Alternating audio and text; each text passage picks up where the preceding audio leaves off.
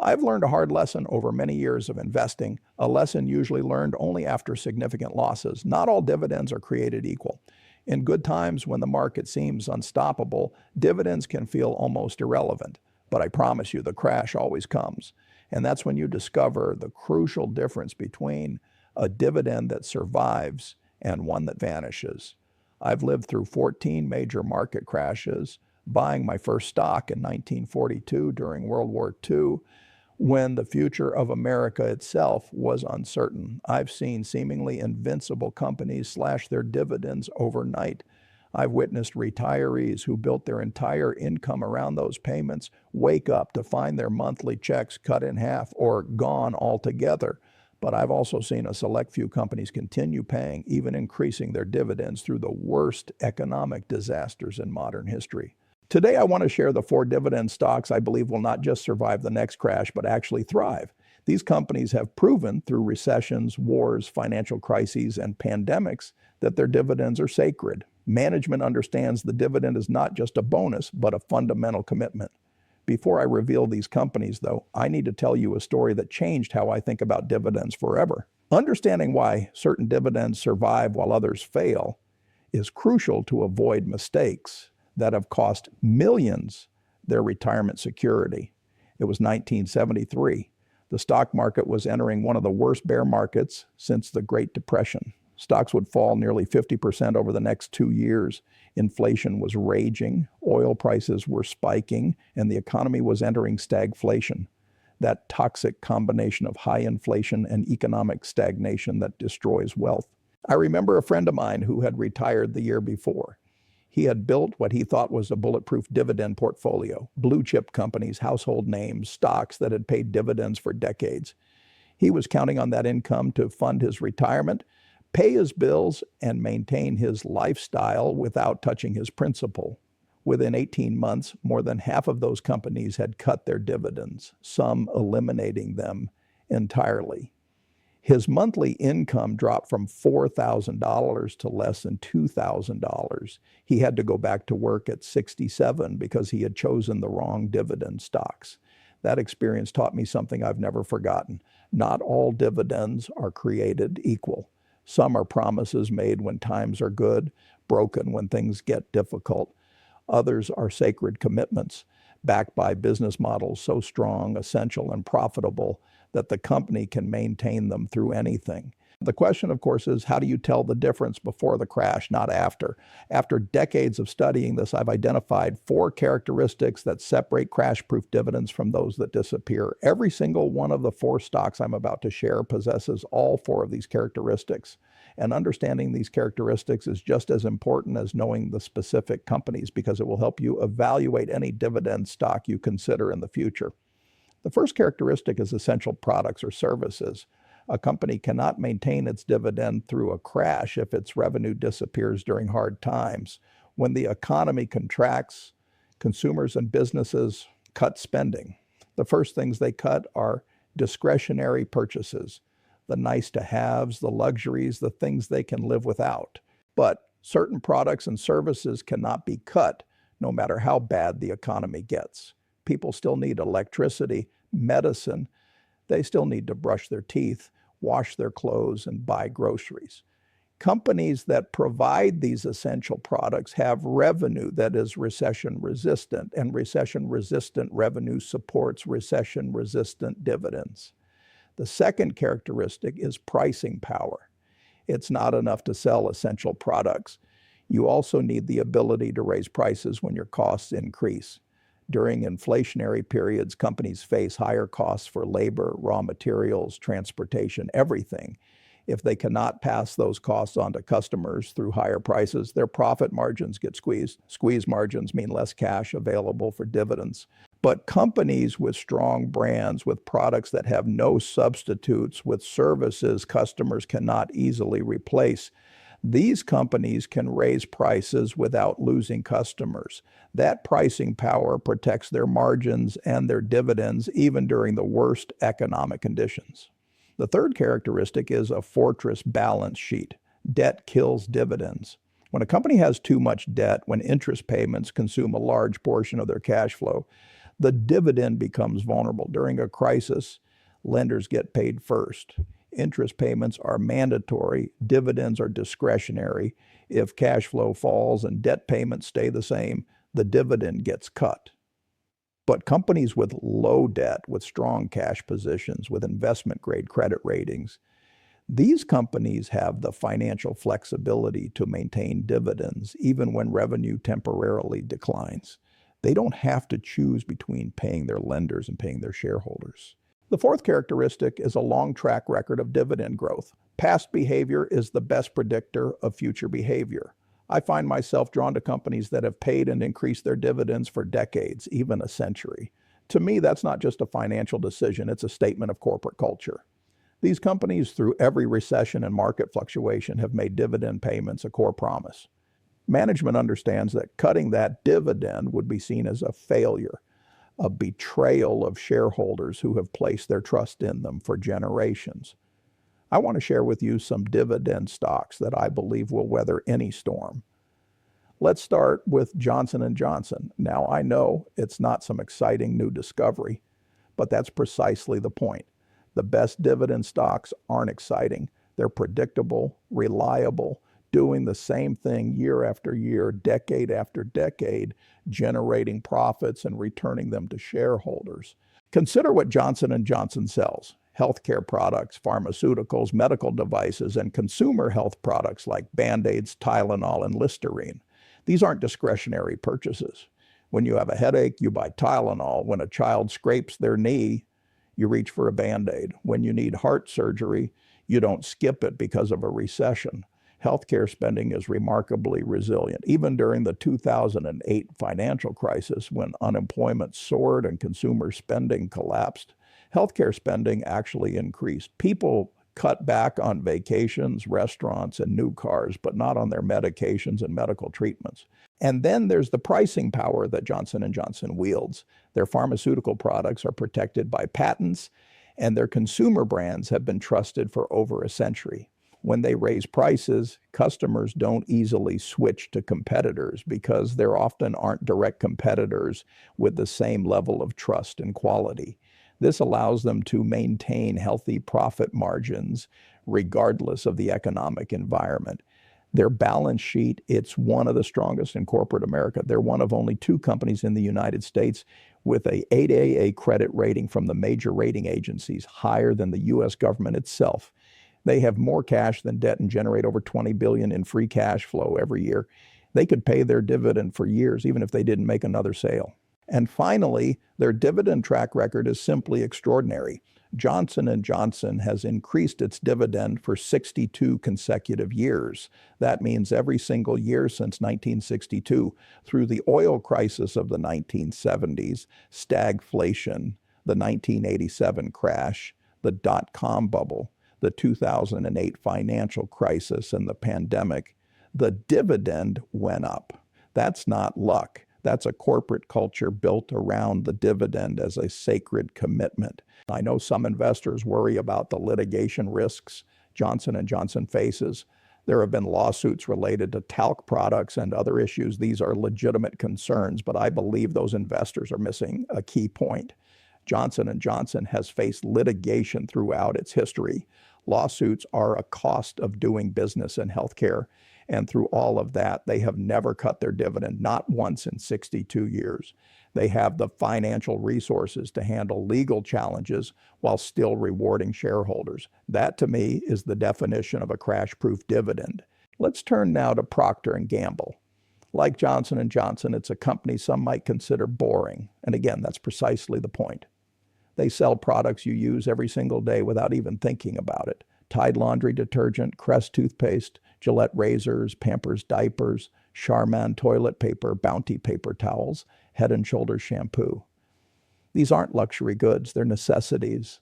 When the economy enters a recession, people don't stop washing their clothes, brushing their teeth, or buying diapers for their babies. Their products are essential to daily life, creating what I call recession-resistant demand. During the 2008 crisis, their sales barely declined. People traded down from restaurants to home cooking, but they still needed dish soap. They skipped vacations, but still bought toothpaste. The essential nature of their products provides a floor under their revenue that most companies simply don't have. Their brands command premium pricing. Consumers pay more for Tide than generic laundry detergent because they trust that Tide will get their clothes clean. They pay more for Gillette razors because they trust the quality. This brand premium gives them pricing power that protects their margins during inflationary periods. When their costs go up, they raise prices, and customers keep buying because they trust the brands. Their balance sheet is also rock solid. They carry manageable debt levels and generate enormous free cash flow, over $15 billion annually. This cash flow provides more than enough cushion to maintain and grow the dividend, even if business conditions temporarily deteriorate. And their dividend history is remarkable. Procter & Gamble has paid a dividend every year since 1890. There's something truly remarkable about a company that not only maintains its dividend payments through thick and thin, but actually increases them year after year. When I see a company like Procter & Gamble with 134 consecutive years of dividend payments and 68 years of increases, it tells me something profound about their commitment. It's more than just luck. It's a deeply embedded corporate culture. What also makes P&G attractive is how its stock price tends to hold up during economic downturns. Investors often flee speculative growth stocks for the safety of stable, dividend-paying companies. This flight to quality, as it's often called, can actually support P&G's stock price during crashes, offering both dividend income and relative price stability precisely when you need it most. Another company I've held for a long time is Coca-Cola. I've owned shares since 1988, and I haven't sold a single one. The dividend income I get from Coca-Cola today exceeds my entire original investment. That, in essence, is the power of dividend growth compounding over time. Beyond my personal history, Coca-Cola possesses qualities that make it resilient. While soda might not be essential in the same way as medicine, Coca-Cola's portfolio extends far beyond just soda. They own water brands, juice brands, tea and coffee brands, sports drinks, and energy drinks. They've diversified into nearly every beverage category, and beverages as a whole tend to be quite recession resistant. People might cut back on expensive dinners, but they still buy drinks at the grocery store. More importantly, Coca-Cola has something even more valuable than essential products, an emotional connection with consumers. People don't necessarily choose Coca-Cola because it's the cheapest or healthiest option. They choose it because of how it makes them feel. That emotional connection fosters a loyalty that can endure economic downturns. When people are stressed, a Coca-Cola can be a small, affordable comfort. And that seemingly trivial feeling translates into billions in recession-resistant revenue. Their pricing power is also legendary. Coca-Cola has consistently raised prices for decades, and consumers keep buying. Their brand is so strong, globally recognized and trusted that they can charge premium prices. Even during recent inflationary times, when Coca-Cola raised prices significantly, their sales volumes remained steady. This pricing power safeguards their margins and their capacity to pay dividends. Their balance sheet is strong. They generate reliable free cash flow, have manageable debt, and maintain strong credit ratings. They've proven time and again their ability to sustain their dividend through difficult times. Coca-Cola has increased its dividend for 62 consecutive years. The dividend is sacred at Coca-Cola. Another thing I appreciate about Coca-Cola as a crash-proof dividend stock is the simplicity of their business. They make beverages, distribute them, and market them. There are no complicated financial instruments or incomprehensible business models. When the 2008 financial crisis hit and investors discovered toxic assets within financial companies, Coca-Cola simply continued doing what they always had, making, selling, and paying dividends. Simplicity, in my view, is an underrated form of safety. The fourth stock that comes to mind is Walmart. Some investors might dismiss Walmart as just a low-end retailer, lacking the prestige of other blue-chip companies. But that perspective can obscure the crash-proof nature of Walmart's dividend. When the economy contracts, people still need groceries and household essentials. They just buy them at cheaper stores, and there's perhaps no cheaper store than Walmart. During the 2008 financial crisis, while most retailers saw sales plummet, Walmart's sales actually increased. Consumers traded down to Walmart to stretch their budgets further. It's a business model that doesn't just survive recessions, it benefits from them. Walmart sells essential products, food, medicine, household supplies, and clothing. These are items people need regardless of the economic climate. They might postpone buying televisions or toys during a recession, but they won't stop buying groceries. And groceries now account for over half of Walmart's sales. They are, in essence, the largest grocer in America, and groceries are about as recession-proof as any product category can be. Walmart's pricing power is unique. They're not the premium player charging more than competitors. They're the low-cost leader who forces competitors to match their prices. I've always found it fascinating how certain companies seem to not just survive economic downturns, but even thrive. Take Walmart, for example. It's actually a strength during inflationary periods. As prices rise, people become more price sensitive, searching for the lowest prices, which often leads them straight to Walmart's doors. During the recent inflationary period, I saw Walmart gain market share as budget-conscious consumers flocked to their stores. Their balance sheet is incredibly strong. They generate over $20 billion in free cash flow annually. They have investment-grade credit ratings, giving them the financial resources to maintain their dividend through any economic environment. And their sheer size gives them enormous negotiating power with suppliers, which helps protect their margins even when input costs rise. Walmart's dividend track record is truly impressive. They've increased their dividend for 51 consecutive years, making them a dividend king. They maintained that streak through multiple recessions, including the 2008 financial crisis and the pandemic. The dividend is a priority for Walmart, and their business model gives them the ability to honor that priority through any economic conditions. Now, stepping back, it's important to consider how these four stocks work together as a crash-proof dividend portfolio. The power isn't just in the individual companies, it's in how they complement each other. You have healthcare with Johnson & Johnson providing expo to one of the most recession-resistant sectors in the economy. Then there are consumer staples represented by Procter & Gamble and Coca-Cola, offering expo to the daily necessities that people buy regardless of economic conditions. And as we discussed, retail with Walmart provides expo to a business model that actually benefits from recessions.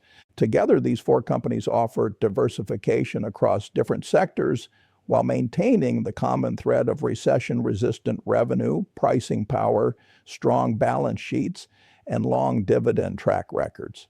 If one sector faces challenges, the others provide stability. More importantly, all four sectors share the characteristic of performing relatively well during economic downturns.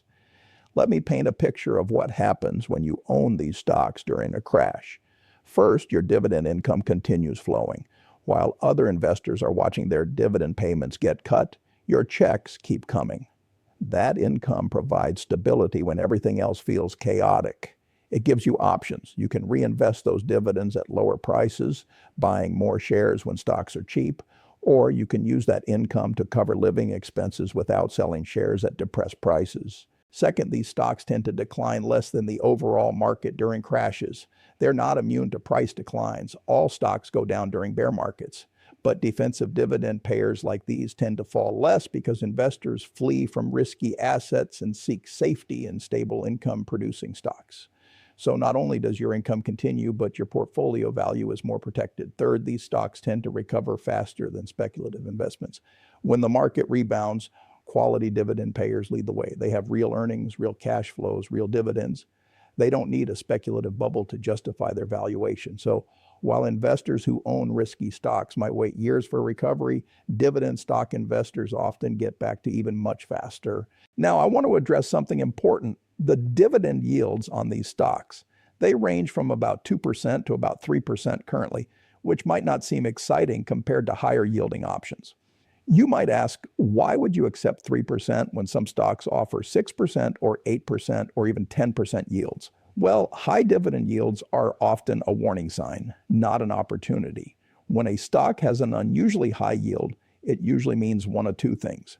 Either the stock price has collapsed because investors expect the dividend to be cut, or the company is paying out more than it can sustainably afford, which means a dividend cut is coming. Either way, that high yield is an illusion. You might collect a few high payments, but eventually the dividend gets cut and the stock price falls further. The stocks I've shared with you today have modest yields, but those yields are sustainable and growing. Johnson & Johnson has raised their dividend every year for 62 years, Procter & Gamble for 68 years, Coca-Cola for 62 years, and Walmart for 51 years. If you buy these stocks and hold them, your yield on your original investment grows every year. That 3% yield today becomes 5% in 10 years and 8% in 20 years as the dividend keeps increasing. That is the true path to retirement income security, not chasing the highest yield today, but owning dividends that grow over time and survive every crash along the way. Let me tell you about the biggest mistake dividend investors make, because I want you to avoid it. The mistake is reaching for yield. When investors need income, they look at their options and naturally gravitate toward whatever pays the highest percentage.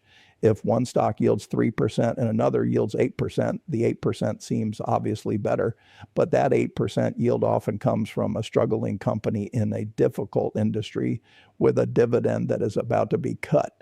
I've watched countless investors make this mistake. They buy a high-yield stock, collect a few dividend payments, and then the company announces a dividend cut. The stock price crashes, the dividend payment drops, and the investor has lost far more than they ever earned from those high-yield payments. They would have been much better off with the boring 3% yield that keeps growing year after year. The 4 stocks I've mentioned are not the highest yielding options available, but they are among the most reliable. And reliability is what you need when a crash comes. You don't need excitement. You don't need the highest possible yield. You need income you can count on. Let me share some final thoughts about positioning your portfolio for the next crash. The inevitability of market crashes is something I've come to accept, studying enough market history. It's not a matter of if, but when. And more importantly, whether your portfolio is prepared. It's not enough to simply know which stocks to own. You also need to consider the strategy of how you own them. I always advise building positions gradually rather than all at once. After all, none of us can predict the next crash. Investing everything today only to see the market plummet tomorrow can be disheartening even with the right stocks. But by building positions over time, you naturally acquire more shares when prices are lower and fewer when they're higher. This dollar cost averaging reduces risk and improves long-term results. Another important aspect is to reinvest dividends automatically, at least while building your portfolio. Each dividend payment buys more shares, which in turn generate more dividends, buying even more shares. This compounding effect is remarkably powerful over time. 20 years of reinvested dividends can double or even triple your share count without any additional investment from you. And perhaps the hardest part, resist the urge to sell during a crash. When markets are plunging, news is alarming and it feels like the end. Every instinct urges you to sell and protect what's left. But selling during a crash locks in losses and eliminates the potential to participate in the recovery. If you own crash-proof dividend stocks, selling isn't necessary. Dividends keep coming, companies keep operating, and stock prices will eventually recover. You simply need to wait. Understand that these stocks aren't get-rich-quick schemes, but get-rich-slowly investments.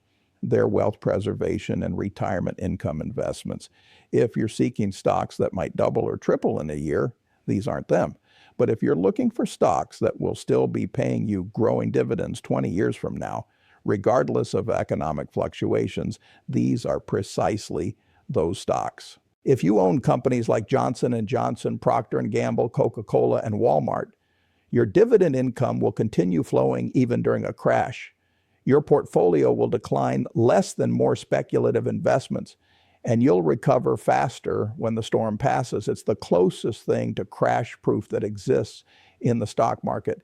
Don't chase excitement, reach for yield, or try to time the market. Simply own great companies with essential products, pricing power, strong balance sheets, and long dividend track records. Let the dividends compound, trusting that your income is secure regardless of short-term events. That's how you build wealth that lasts, create dependable retirement income, and sleep soundly even when others are panicking. Let me share a few more thoughts on why these 4 specific companies are positioned not only to survive the next decade, but to thrive. Surviving a crash is the minimum requirement. Ideally, you want companies that emerge from crises even stronger than before. Johnson & Johnson is investing heavily in pharmaceutical development, with dozens of drugs in their pipeline that could generate billions in revenue. Their medical device division is at the forefront of robotic surgery and other cutting-edge technologies. As the population ages and healthcare spending grows as a percentage of the economy, Johnson & Johnson is positioned to capture an increasing share of that spending. Every economic projection shows healthcare becoming a larger part of the economy over the next 20 to 30 years, and Johnson & Johnson will be there to benefit. Procter & Gamble has been quietly transforming itself over the past decade, divesting non-core brands and focusing on their strongest product categories. They've invested in innovation, creating premium products with higher margins, and expanded their presence in emerging markets where growing middle classes are discovering the brands that American consumers have trusted for generations. The Procter & Gamble of today is more focused, efficient, and profitable than it was 10 years ago, and that operational excellence will serve them well through any economic environment. Coca-Cola continues to evolve beyond carbonated beverages, recognizing shifting consumer preferences and responding by acquiring and developing products in faster-growing categories. Their coffee business is expanding rapidly, their energy drink business is growing, and they're even exploring alcoholic beverages in some markets. While the core Coca-Cola product remains an incredible cash generator, the company is planting seeds for future growth in categories that will become increasingly important over time. Walmart is investing billions in e-commerce and omni-channel capabilities, recognizing that the future of retail requires seamless integration between online and physical shopping. Their size gives them enormous advantages in this transition. They can afford to invest in technology at a scale that smaller competitors cannot match. They have the store footprint to offer services like buy online and pick up in-store that purely online retailers cannot replicate. And their grocery business gives them a reason for customers to visit frequently, creating opportunities to sell other products. Walmart isn't standing still. They're actively positioning themselves for the next generation of retail. What all of this means is that these 4 companies are not. There's a certain peace of mind that comes from knowing your income stream will continue no matter the market conditions. It's a feeling I deeply value, especially when I think about retirement planning. That's why I've become so interested in what I call dividend survivors. Companies that don't just maintain their dividends, but consistently grow them. Let me illustrate how this works. Imagine investing $100,000 spread evenly across 4 such stocks. At today's rates, you might see around $2,800 a year in dividends, which is about 2.8% of your initial investment. Now, that might not seem all that impressive, but what if those dividends grew at, say, 7% each year, which is about their average historical rate? After 10 years, that annual dividend income could climb to roughly $5,500. 20 years, and you're looking at around $11,000. 30 years, approximately $22,000. And remember, this is without adding any new money. It's purely from the dividends growing. Now, if you reinvest those dividends, the magic of compounding kicks in, accelerating your income stream even more. The shares you buy with reinvested dividends also pay dividends. Those dividends buy more shares and so on. It's like a snowball rolling downhill, constantly getting bigger. It might not look like much in the early years. A 2.8% yield isn't exactly something to boast about, but give it 2 or 3 decades of compounding, and that modest yield transforms into a substantial income. And because you own companies with what I call crash-proof dividends, that income stream continues uninterrupted no matter the market environment.